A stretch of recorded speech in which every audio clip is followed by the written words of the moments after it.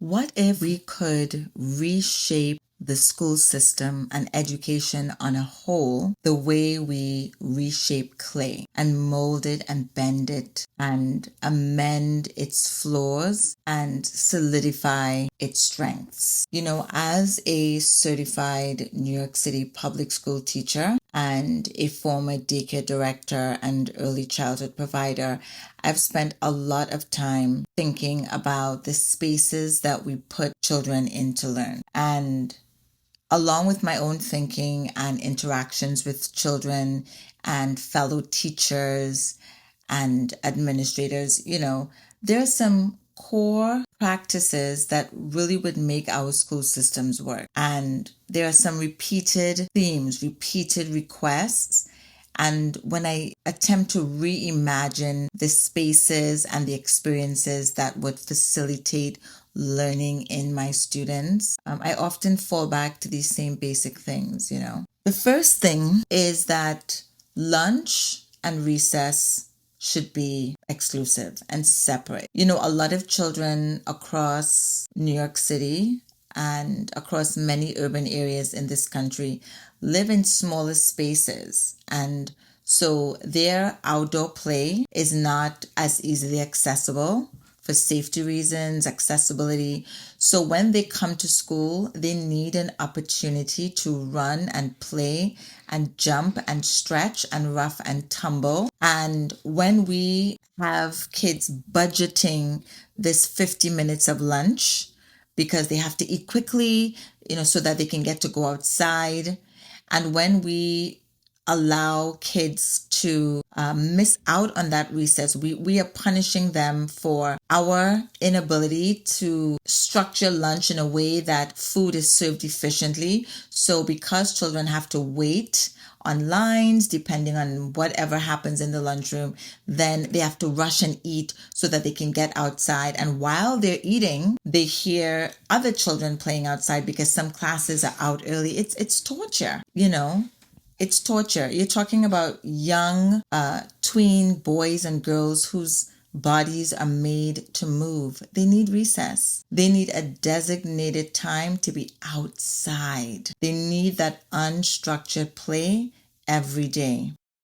Some more than others, and a lot of the things I will mention, some students may need it to thrive, but other students may benefit from how these experiences facilitate and progress their learning within the spaces that we call schools. The next thing every single school should have is some space for children to verbalize their ideas, their thinking in some kind of a podcast form. We need to validate student thinking, student ideas, and we need a space that we provide them to do that and add meaning to it.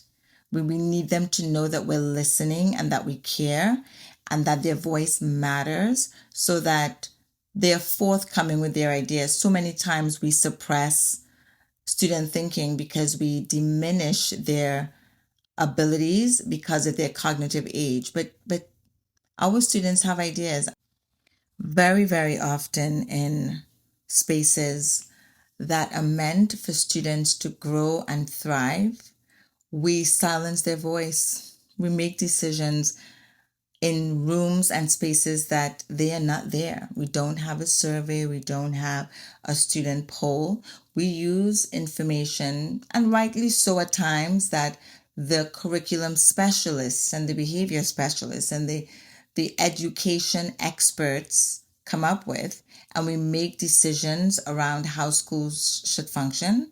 And there is not enough student perspective in those decisions. So every school should have a news center, a podcast that is broadcast around the school, that kids voice their concerns, their opinions, their successes. They celebrate one another, and all of that information is being disseminated by children. As an adult, I get tired of hearing the voice of other adults in a school building. I am an adult. I am an educator, and I get tired of hearing other adults speak. Where are the student voices? Where are the student announcements? Where are the opportunities for students to take up space in a building that's made for them? You know, animals and pets are being underestimated as an avenue for support and comfort and soothing and empathy in our young children. What would it cost to have a comfort dog in schools? I feel like all schools should have lunch and recess separate. All schools should have a podcast, and every school should have a dog or another pet or pets that is accessible to the students, and somehow responsibility for the care of that animal or animals falls on a student to take care of, and students are taught and they are trained to care appropriately for these animals and to learn about them. It's a science class in practice.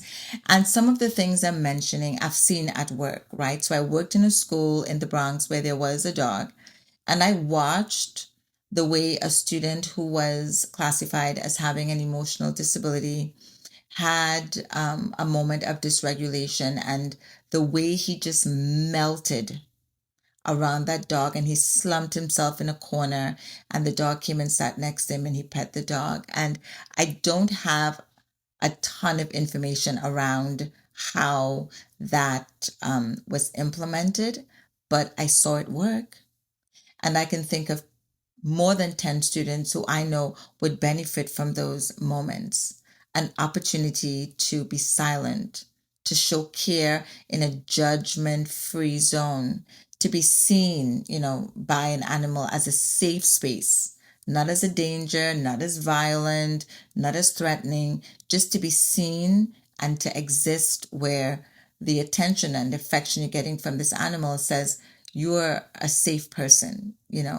That alone can do tremendous, can be tremendous in affecting the way the brain settles, the way the nerves and the body relaxes to facilitate learning. So comfort dogs in all school.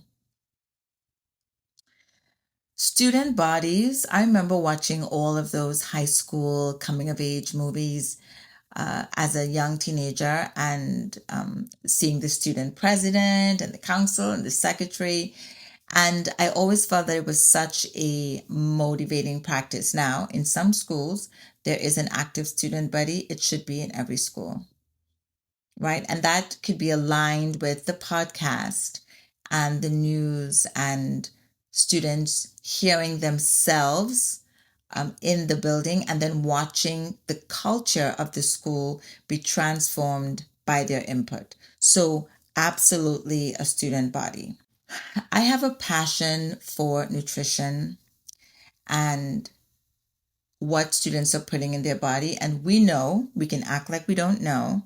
We know that the quality of food being provided to public school students in New York City is not up to standard. I know there is a disparity between what students are served based on the budget that schools/districts choose to allocate for the nutrition and food funding for their buildings.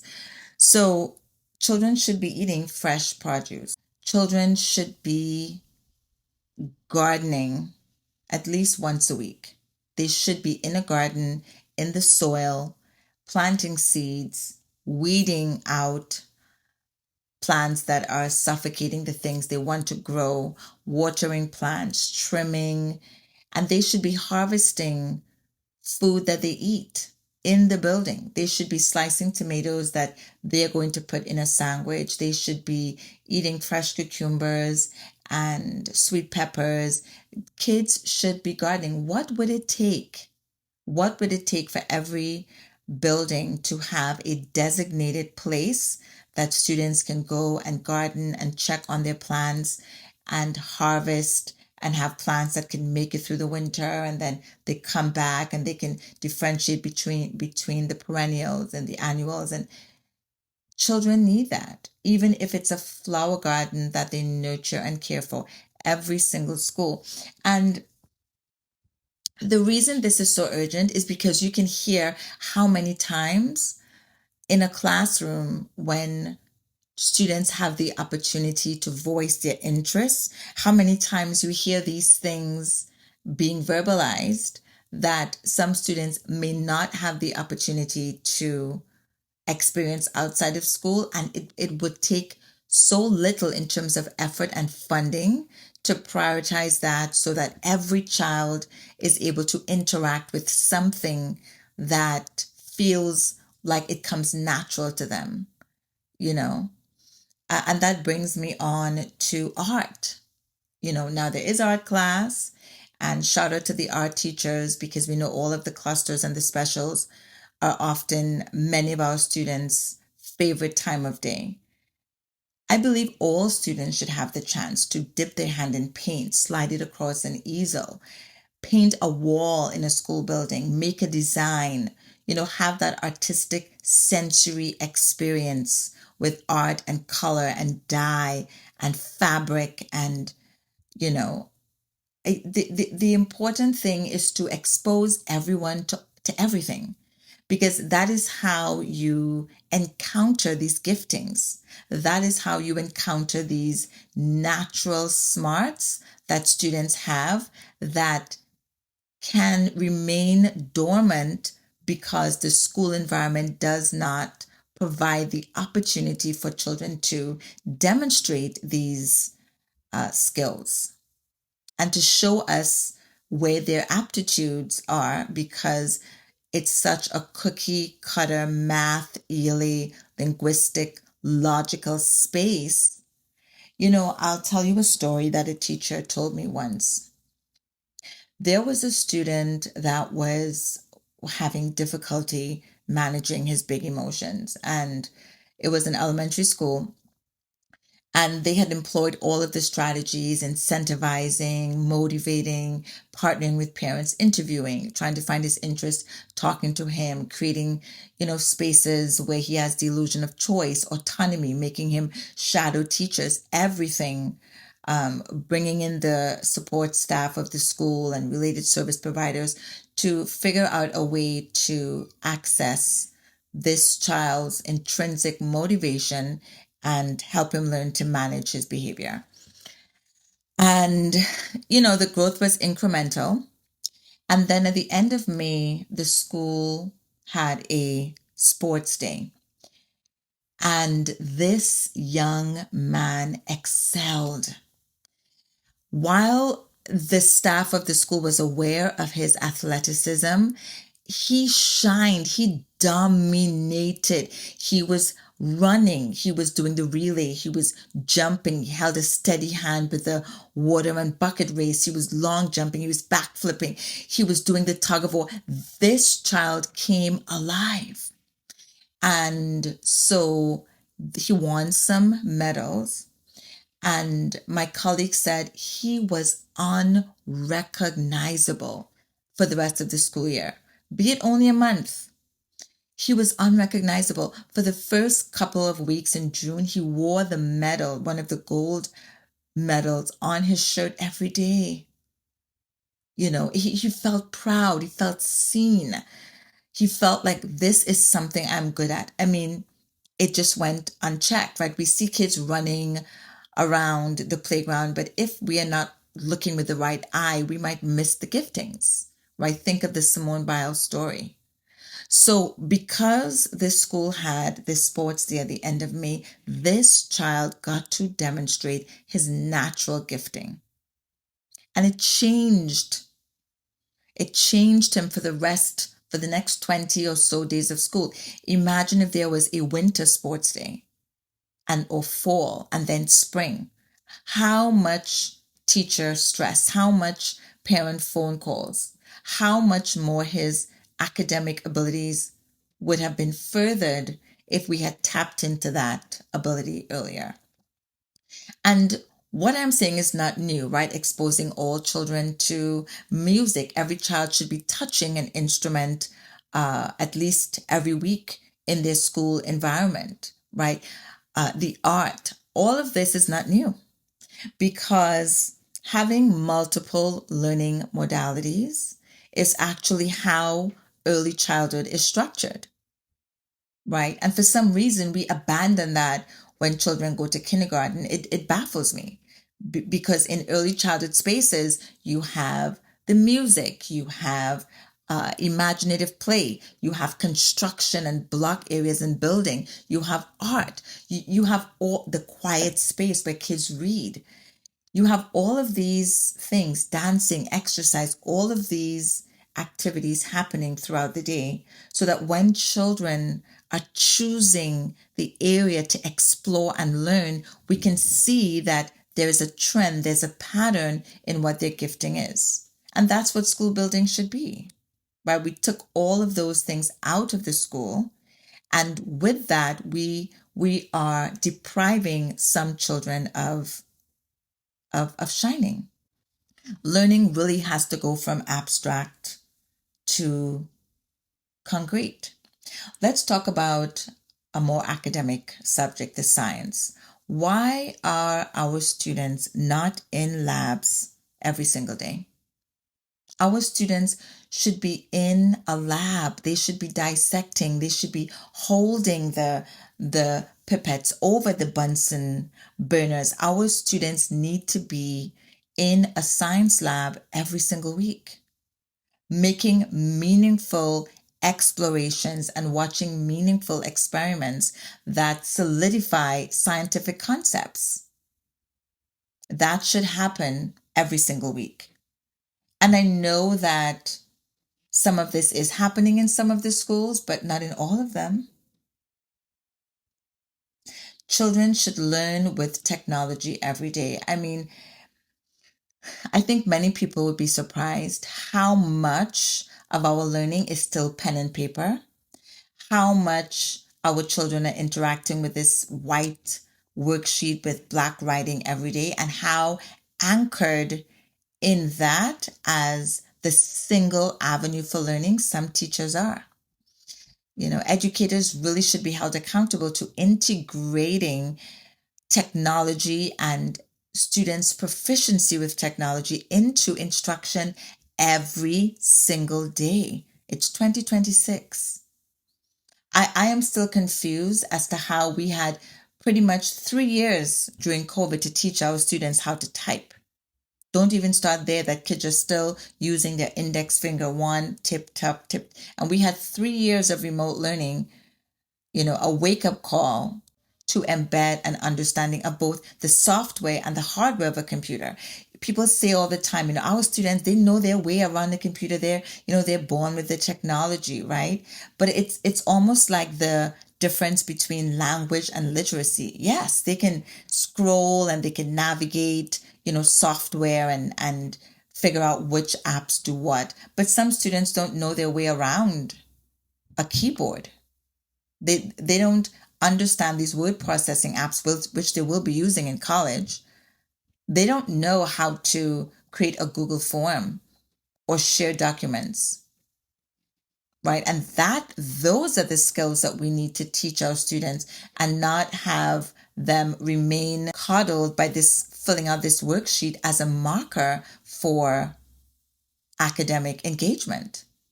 There are other ways. It is a disservice. It is antiquated in its presentation, and it is not preparing students for the types of jobs they will be doing in the future. Every single subject should have an opportunity for a child to present a project, and not just those fold out cardboards where they print something from a computer, stick it on there with glue.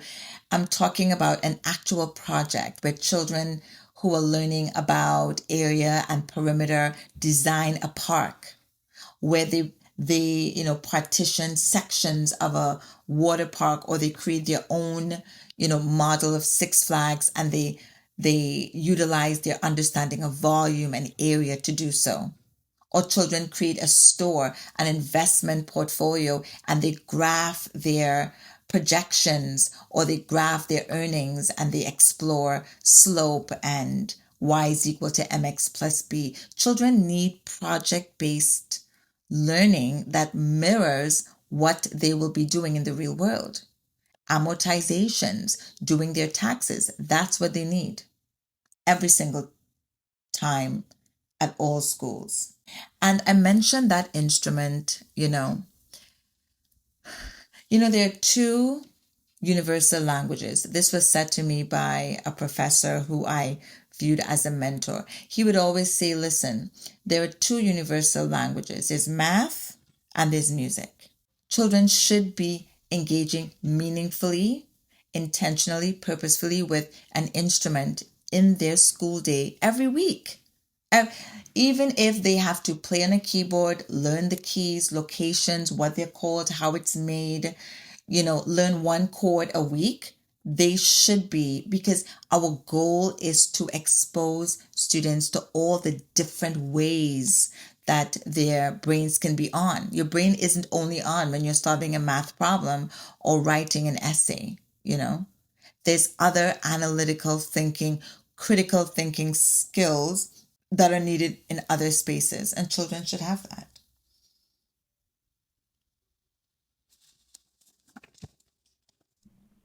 Now for the big reveal.